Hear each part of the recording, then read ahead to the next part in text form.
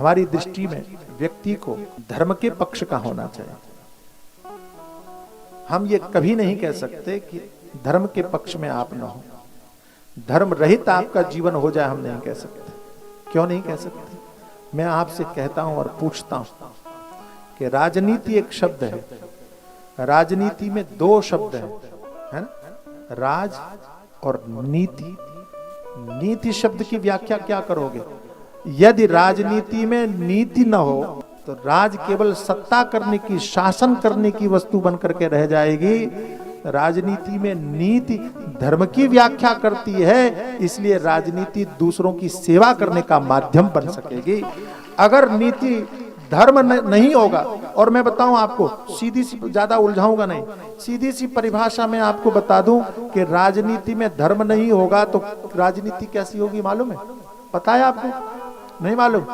अगर राजनीति में धर्म नहीं होगा तो राजनीति धृतराष्ट्र की तरह अंधी राजनीति होगी, अंधी राजनीति होगी।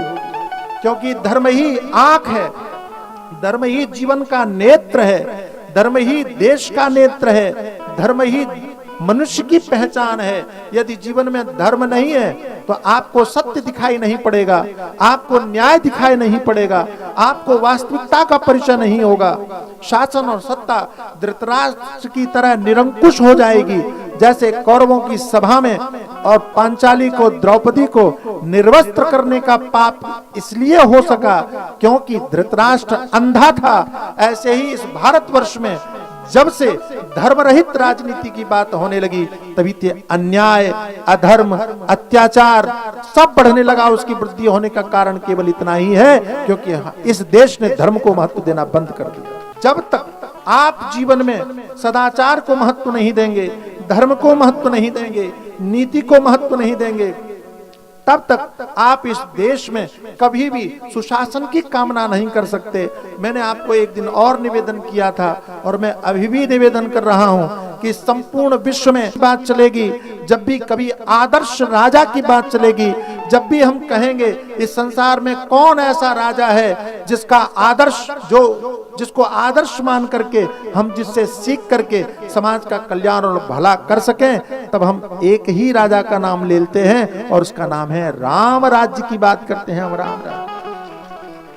और जिस राम राज्य की हम बात करते हैं उस राम के विषय में, उन राम के विषय में वाल्मीकि जी महाराज ने बड़े स्वर्णाक्षरों में लिख दिया कि यदि राम को देखना है, यदि धर्म को देखना है तो आप इस रूप में देखिए, रामो विग्रहवान धर्म। राम ही धर्म के साक्षात मूर्तिमान रूप हैं। अर्थात यदि आप इस संसार में राम राज्य की कल्पना करते हो तो वो राम राज्य तभी संभव है जब वो धर्म से युक्त होगा।